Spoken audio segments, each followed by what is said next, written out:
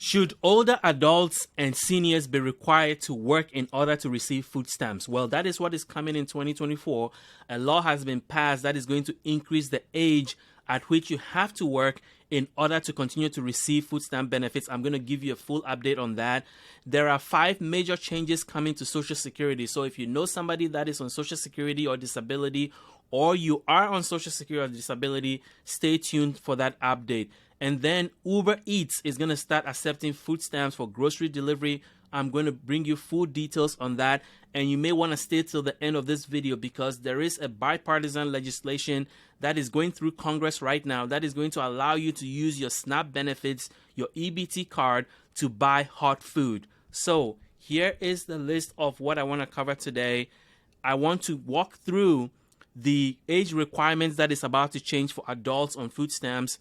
I am going to cover the Farm Bill and the negotiations that is happening. Farm Bill is very important because that is the bill that authorizes food stamp benefits, and there are negotiations right now that may threaten food stamps, and I want to bring you updates on that.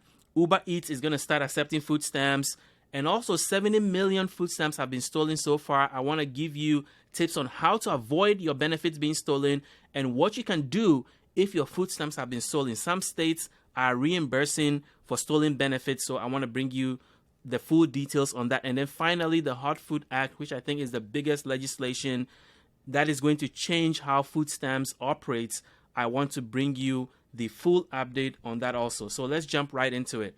So if you are an adult without dependents, currently if you are between age 18 and 49, you are required to work in order to get food stamps more than 3 months in a year. Well, there is a change coming. Already there was a change in October 2023 that moved the number a little bit up, and now there is another change coming in 2024 where more adults without dependents are going to be required to work over a longer period of time in order to get food stamps for more than 3 months. So what does that look like? Well, currently since 1996, if you are an adult without dependents and what the USDA calls able-bodied adults without dependents, you are encouraged to work in exchange for benefits. And then recent changes that happened this year in June, President Biden signed a legislation that made changes to that. That was something that Republicans in Congress required. So what I did was look at the effects of that legislation, effects of having adults at a certain age continue to work to get benefits. So the Brookings Institution, which is a very respected think tank, did a research to show that work requirements does not effectively increase employment. So basically what they found is that requiring people to work to get food stamps, that doesn't necessarily yield a big change in working habits. So work requirements can hinder people who getting food stamps, but it does not lead to any employment benefits overall. So right now, Congress is pushing to continue to increase the work requirements because there's a big belief among Republicans that anybody that is working, anybody that is receiving food stamps has to work regardless of your age. So as of June this year, President Biden signed legislation that moved the number from 18 to 49. So September 1st, 2023, the age requirement was moved to 50 years. And then October 1st, 2023 was moved to 52. Now, October 1st, 2024, that age requirement is going to go up again to 54 years old. So if you are between ages 18 to 54, starting in October 2024, you will be required to work or, be in school or engage in an approved job training program to get food stamps for more than 3 months in 3 years. So what does that mean? Well, starting in October, as I mentioned, that age requirement went into effect. So if you are age 54, this is coming. And so you have to pay attention to make sure that you are meeting your state's work requirements in order to get food stamps. Other food stamps changes that are coming is the increase in benefits. As you may know, starting in October 2023, there was a 12.5% increase in benefits. So a family of 4 is going to get the maximum benefit of $973. And then if you live in Alaska, your benefits increase from $1,248 to $1,937 if you're in a family of 4. In Guam, it increased to $1,434, and then in U.S. Virgin Islands, it increased to $1,251. There was a question in our comments recently that asked, why are the benefits higher for people living in Alaska, Guam, and the Virgin Islands and Hawaii? It is because the cost of living in those places are much higher. That is why the benefit thresholds are higher there. So the income limits there are also higher because people tend to make a higher income because they live in a higher cost of living area.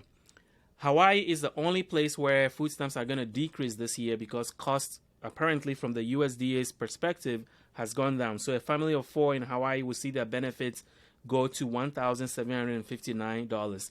Another change is going to be the shelter cap, which is going to increase to $672 for the 48 states and DC. So one thing I want to point out is there are other things that are changing with SNAP in 2024. So a homeless individual who lacks a fixed or regular residence, may be able to use certain addresses to apply for benefits. And then a veteran is also, there's some flexibility that has been put in SNAP for veterans who are trying to get benefits. And then foster youth that have been in foster homes at a certain age are also exempted from these age requirements. So these 3 categories of people are going to be exempted from the new age requirement that I've talked about, which goes to age 54, 18 to 54. If you're part of these 3, you're a veteran, you're homeless, you're a foster youth, you are exempted from that. And this changes to the age requirement that I've talked about is going to last until 2030. So that's a big deal. That's a long period of time. So my question to you is, what do you think about the age requirements? What do you think? Do you think that people that are working up to age 54, now they're saying that they want to move it even further to age 60. So for people that are getting SNAP benefits, do you think that everybody getting SNAP benefits, regardless of age, from age 18 years upward, regardless of your age, you need to work to get SNAP benefits? Where would you put the cutoff? And should all adults who are able to work be required to work to get food stamps? It's food one of those things where you think work should be required in order to get assistance for food. I want to hear from you in the comment section below, because this is what is being debated in Congress right now on where the cutoff should be. So your voice is necessary. So I want to hear what you think about this. So let's go to the next topic. And I want to talk about the Farm Bill. The Farm Bill is a big deal because this is where all the nutrition assistance are negotiated. So this includes SNAP benefit, food stamps, WIC, school lunches. All these nutrition programs under the United States Department of Agriculture are negotiated under the Farm Bill. And every 5 years, the Farm Bill comes up for renewal. And the last time it was renewed, it was 2018. So 2023, it has to be done before the end of the year. But the Republicans are trying to use that as an opportunity to cut benefits for food stamps. And this is public information, so I am not telling you something that is already out there. So I know a lot of you get bent out of shape when I talk about food stamp cuts or Social Security cuts. I am just reporting the information to you. So this is something that is happening in Congress. So I am letting you know what may be coming. And right now, the Republicans in the House want to further cut food stamps benefits. So why is that happening? Well, the issue is that once the legislation passes, it's set in stone for about 5 years. So this is an opportunity to get any cuts that they are proposing into the Farm Bill to make it permanent. So the head of the House Republicans, who is in charge of the negotiation, Representative Thompson, initially aimed to reduce SNAP funding to increase agricultural subsidies. So they want to take money from food stamps and then use it in the Farm Bill to give subsidies to farmers. Democrats, led by Agriculture Chairwoman Debbie Stabenow, strongly opposes cuts to SNAP. Democratic members of the House Agricultural Committee also resist cuts to SNAP and conservation funds. So right now it is a tug of war. They are, going back and forth, and that has caused the farm bill to get stalled. So Thompson has now presented a plan to avoid cuts to food aid while securing funding for certain agricultural sector and IRA conservation programs. Passage of a new farm bill by the year's end is unlikely, and a 1-year extension of the current farm bill is due. That may be an option. They may just extend it for another year and push the negotiations down further. But here's what the new Speaker of the House is saying. As I said, cutting food assistance is a very contentious issue. So the House Speaker is saying this. Speaker Mike Johnson is managing internal Republican debate over the future of SNAP, and privately he has acknowledged the challenges in further cutting food stamps, a top priority for conservative Republicans. And his comments came during a meeting with the GOP governance group. Now, this is coming from The Hill. This is a publication that came from The Hill. So Speaker Johnson is conceding this week that Republicans may not succeed in further slashing the nation's massive food assistance program for low incomes, according to a closed-door meeting. So this is what the Speaker of the House is saying. GOP members face tough re-elections, are hesitant to support significant SNAP cutbacks. Recent additional work requirement for SNAP recipients were seen as a limit for Congress, and Representative Mark Malinaro voiced that the new restrictions were as far as Republicans could go. So there is the appetite to do it. Whether they're going to be able to do it or not remains to be seen. Johnson recognizes the difficulty in passing further SNAP restrictions due to Democratic majority in the Senate, because when they pass the legislation in the House, the Senate will also have to approve it, and so that is another roadblock. In May, he had noted that SNAP restrictions in the debt agreement wouldn't have passed in the Senate. Hardline Republicans, including first-term Republican Eric Burlington, are pushing for more conservative changes to SNAP. Burlington and others expressed concern to Agricultural Chair G.T. Thompson and his team about reluctance to pursue steeper cuts to food stamps. So the time is running out for the Farm Bill. It probably will be done in 2024. So if there's any update on what they want to do with it, and if there's going to be any further cuts, because there is the will for some Republicans to do this, whether this is going to happen or not, I'll keep you posted. Again, I'm just reporting what is already out there. My job is to keep you updated on things that may affect your benefits in and out of Congress. So I'm just reporting the news, and you can find this out for yourself of what the Republicans in Congress plan to do with food stamps. They've already made changes to it this year. That is why the age requirements went up from 50 to 54. So this is not news. This is something that they're trying to pursue and have been trying to pursue for a long time. The third thing I want to update you on is UberEats. UberEats is going to start accepting food stamps for groceries. So what this means is that when you sign up for an UberEats membership, you can now shop for groceries on the UberEats app and have it delivered to you. This is happening starting in 2024. It is a big deal because here's what Uber has to say. We know that online food delivery can have a meaningful impact in reducing barriers to fresh groceries, especially for the most vulnerable, including people living in food desert, seniors, and those facing disabilities or transportation barriers. Helping to improve access to quality food is incredibly important to our work at Uber, and we are proud to use Uber technology and extensive local delivery network to offer SNAP recipients the ability to use their benefits to access fresh groceries conveniently from the app in 2024. Why is this important? Well, as you know, the USDA started adding online grocery shopping as something that SNAP beneficiaries could do. Previously, before the pandemic, you could not use SNAP benefits to order groceries online. That changed very quickly during the pandemic, and they continue to add more retailers. So a lot of the big grocery stores allow you to do that. Some of them allow you to shop through Instacart.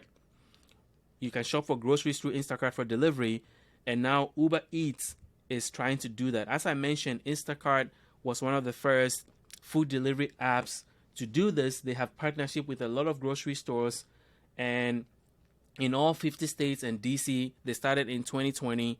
Remember, with Instacart and Uber Eats, you have to sign up for a membership, with them.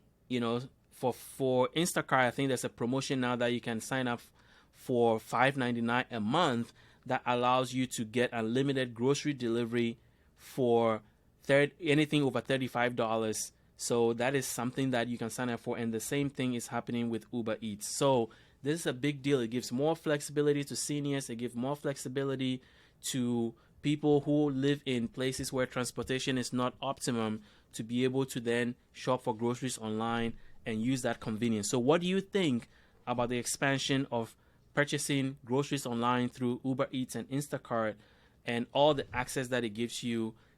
I want to hear from you in the comment section below. Is this going to improve your life? Is this going to help you make things easy for you to access groceries? Is this even something that you are going to use? I want to hear from you in the comment section below. So let's move on to the next topic. I want to talk about $70 million in food stamps. This is a growing problem of food stamp theft, and there's some technology issues that are allowing this to happen. So I want to bring you up to date on what's happening and how you can prevent your food stamp benefits from being stolen, and more importantly, if your food stamps have been stolen, what you can do about it. So this is a news article from Scripps News Survey that found that $70 million in SNAP benefits have been stolen so far.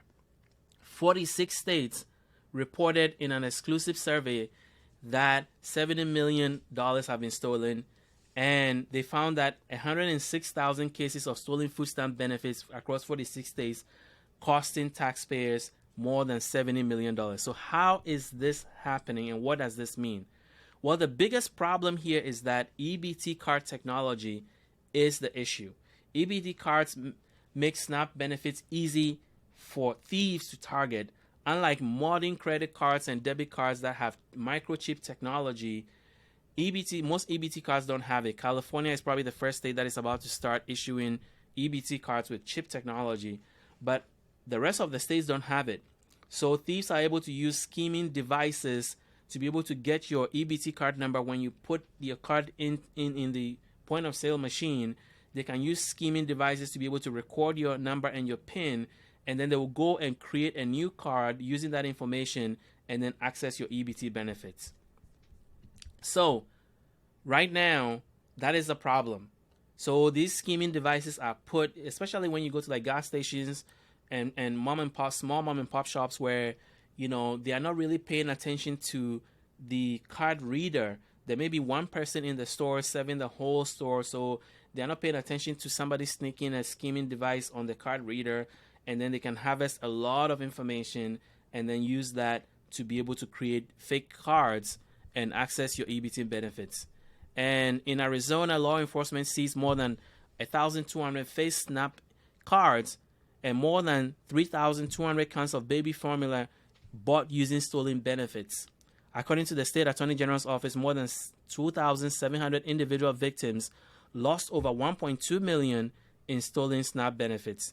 In March, law enforcement arrested 15 individuals for allegedly stealing SNAP benefits in California.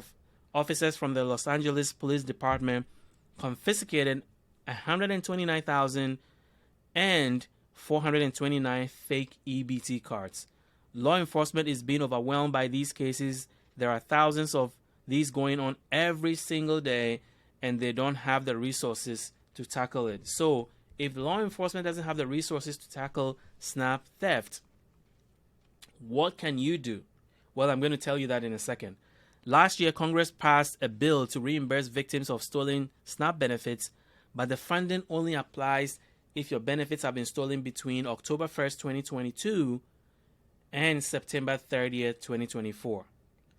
Currently, the SNAP security feature depends on where you live. For example, Wisconsin and Arizona, SNAP recipients can use their mobile app to request temporary deactivation. So it's important to check with your state EBT card vendor and see what tools they have to help you to be able to disable your EBT card if your card is compromised. So I want to hear from you about EBT cards being stolen. Have you been a victim of this?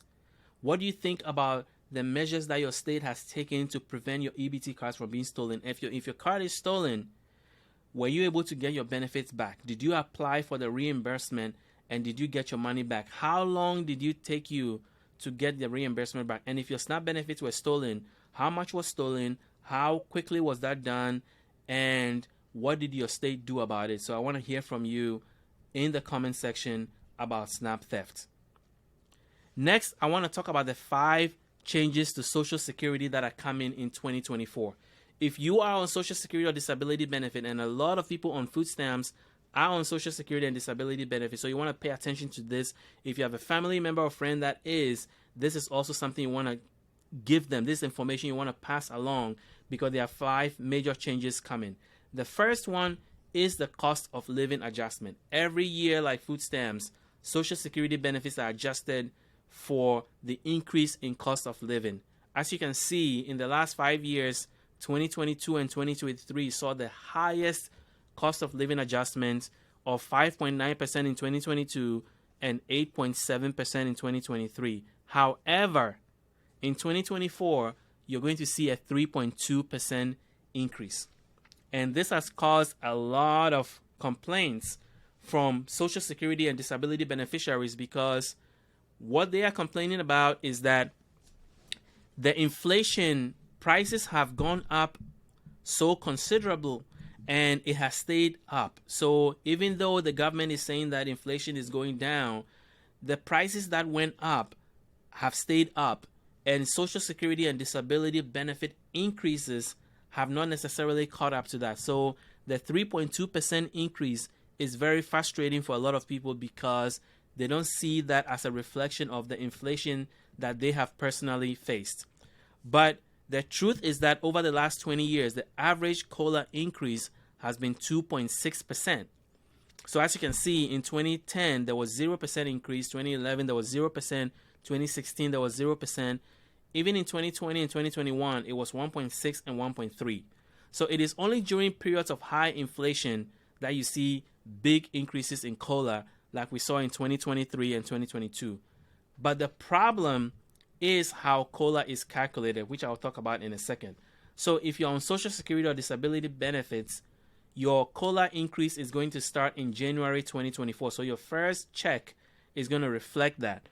And the Social Security Administration should have already mailed you a letter in December telling you exactly how much your benefits are going to go up and when you can expect that to start, which I said is all going to start in January 2024.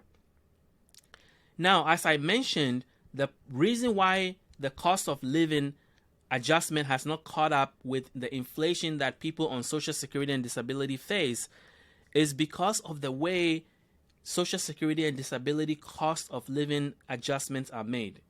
Currently, it is under the Consumer Price Index for urban wage earners and clerical workers. That is the inflation index that is used to calculate cost of living adjustment for Social Security and disability benefits.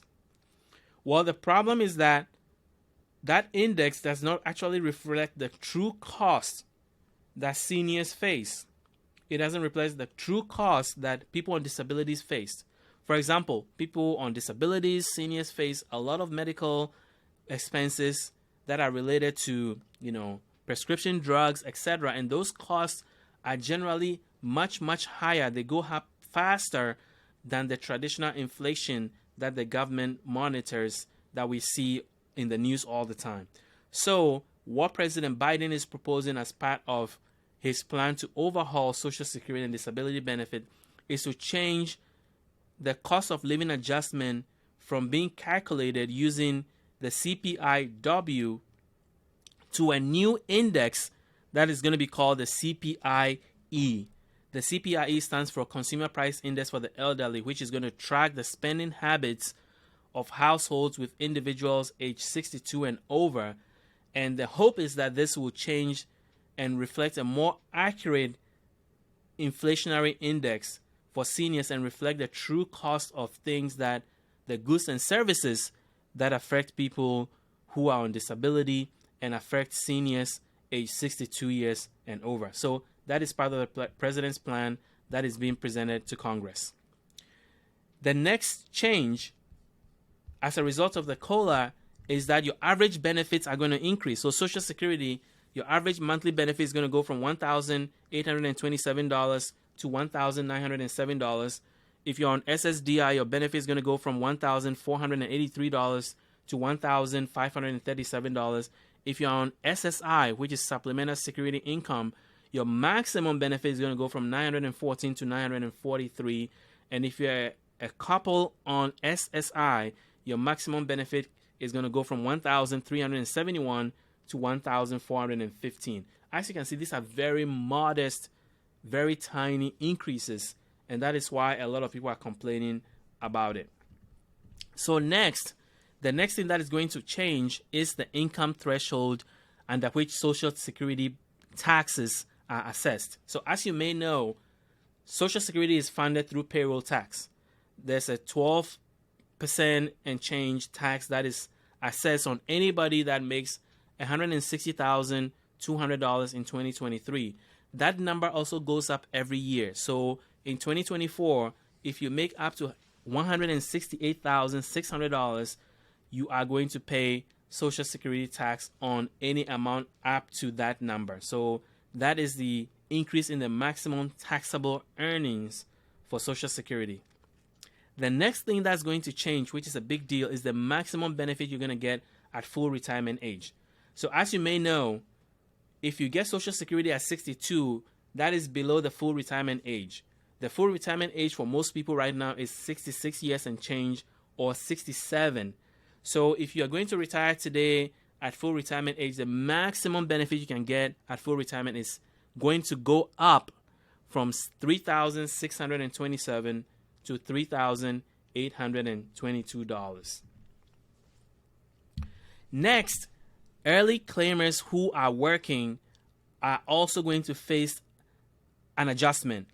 So what this means is that if you are currently working and on Social Security, but you haven't achieved your full retirement age, maybe you started collecting Social Security at 62, 63, 64, and your full retirement age is 66 or 67, there is a limit to how much you can work before your benefits will start getting withheld. So for 2023, you can work up to $21,240, which is $1,770 a month, before your benefits are affected. So in 2024, that amount is going to go up to $22,320 a year, or $1,860 a month. After that, if you earn any more than that, then for every dollar that you earn, and every dollar in benefits will be withheld for every $2 that you earn. So if you make more than $1,862 and you're collecting Social Security and you're not at your full retirement age, for every dollar in benefits withheld, if you make $2, they're going to take $1 from your benefit above that threshold. I hope that makes sense. But at full retirement age, the year that you enter full retirement, that threshold goes up. So in 2024, it's going to be $59,520 or $4,960. It means that in the year that you enter your full retirement age and you're still working and on Social Security, you can work up to $4,960. And if you go above that, they're going to withhold $1 of your benefit for every $3 you make above that limit. So that is the threshold that's going to increase. And then the last thing that's going to change is people who are trying to earn enough credit to be able to be eligible for Social Security benefits. As you may know, to get Social Security, you have to have earned 40 credits. And it's by quarterly. You earn a credit per quarter, and there's an amount of money you also have to make to earn that credit. So in 2023, it was $1,640 per quarter to earn one credit. In 2024, that's going to be $1,730 per quarter to earn one credit. So, finally, I want to talk about the Hot Food Act. This is the most exciting thing I think has happened with the food stamps program. This is something that is needed. People have been talking about it for a long time, and it looks like it's going to finally happen. So let's talk about it. What is the Hot Food Act? Well, this started in July this year when Colorado Senator Michael Bennet introduced the Hot Food Act to help low-income, disabled, and elderly recipients purchase prepared food with their EBT benefits. Pretty much, if this passes, and it's going to be, he's hoping to include this in the farm bill that is being negotiated right now, everybody using food stamps will be able to use their food stamps to buy hot food. This is a big deal, and I'm going to explain why. So, currently, you cannot buy hot food with your food stamps, but there's a bipartisan effort. It means that people from both parties are getting behind this legislation to make this happen. So there are currently 100 lawmakers who are pushing for this to be included in the farm bill, which is going to mean that 41 million people getting food stamps are going to be able to use their food stamps benefits to buy hot food. Now, as I mentioned, there are 100 legislators behind this, a bipartisan effort. So I want to highlight some of the reasons why a lot of people, a lot of lawmakers and organizations are getting behind this bill. Well, Congresswoman Grace Meng of the 6th District of New York released a press release with several of the co-sponsors. And I want to read some of the highlights to you because some organizations also commented about it so that you can see where the lawmakers are coming from in their thinking about why they're supporting this bill. So this is from Representative Meng. Families throughout America rely on SNAP benefits to make sure they have enough food for their children. Restricting a working mom by only allowing her to buy frozen rotisserie chicken, but not a hot prepared one, is nonsensical and wrong. The Hot Food Act simply removes the prohibition from purchasing hot food in SNAP. This reform will provide recipients the flexibility they need to provide the most nutritious meal their family needs. I look forward to streamlining this program for more than the million SNAP recipients in the United States, for the millions of SNAP recipients in the United States. And then this is another comment from Representative Fitzpatrick.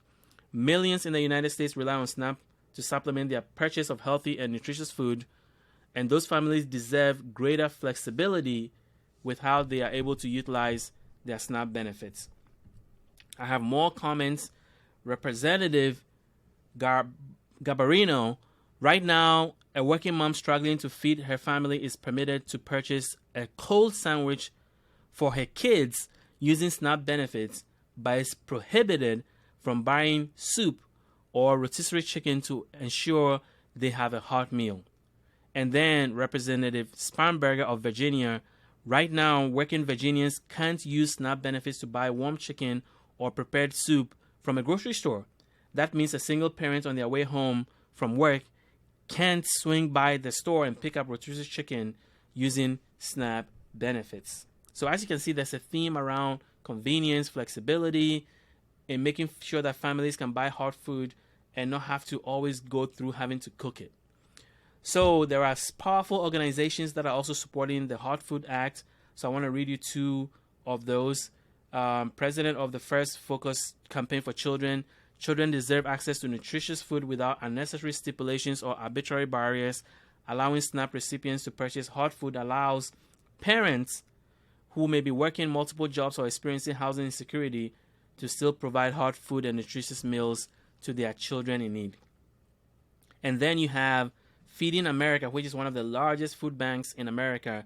Feeding America supports Hot Food Act, which would give people the option to use their SNAP benefits to purchase hot food and prepared foods. This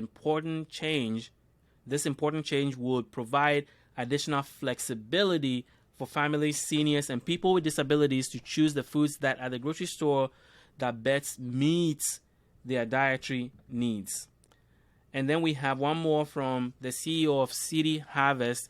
Regardless of income, all families should be allowed to use their grocery budget to access the food they need and want in a desirable and usable form. With so many families struggling to find time to prepare meals or to navigate limited kitchen space, the Hot Food Act will help more of our New York City neighbors put dinner on their tables and will make SNAP assistance, food assistance, more equitable.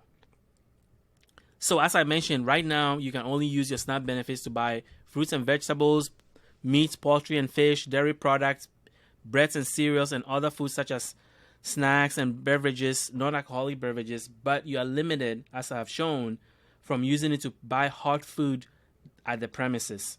So this is going to change that. So what are the chances of this passing?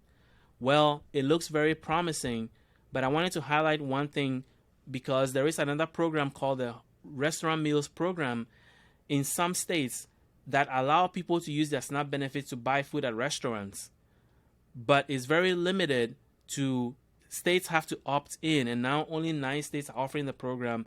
And the 9 states, some of them are very limited. So for example, in Illinois, it's only offered in Cook and Franklin counties. In Rhode Island, it's only in Providence and Washington counties. And as I mentioned, it's very limited. It only affects people who are homeless, seniors, and people on disability. So the program is a very small program. It's only limited to restaurants, and it's only applicable to 9 states that have opted in to provide that. So the Restaurant Meals Program is an option, but it's a very small program. And so the Hot Food Act expands the idea behind the Restaurant Meals Program, even though the Restaurant Meals Program is limited to specific restaurants that apply to be part of that program in states that offer the program. So Senator Bennett is the one proposing this hot food. It's a bipartisan bill, and as I mentioned, it's going through Congress right now. They're trying to include it in the Farm Bill, and his thinking around it is that 70% of people on SNAP are children, elderly, and people with disabilities. So if 70% of people are in the vulnerable population, why make it hard on them to use their SNAP benefits? So that is why he is proposing this legislation, and this is what he has to say on his website and in his press releases. Too many individuals and families who struggle to make ends meet miss out on nutrition they need because they lack access to kitchen or because they have difficulty preparing their own meals.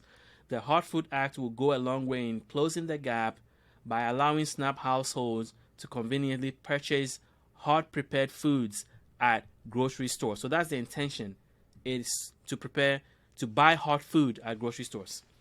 So this is going to be part of the Farm Bill. It's been included. There's a bipartisan effort to make this happen. And the Farm Bill is very crucial. As I said, there are negotiations happening right now. So the hope is that this will also be included in the Farm Bill. And as I mentioned from my previous update, it looks like the Farm Bill is going to happen in 2024. And we're hoping that the Hot Food Act will also be added as part of the Farm Bill. So what do you think about the Hot Food Act?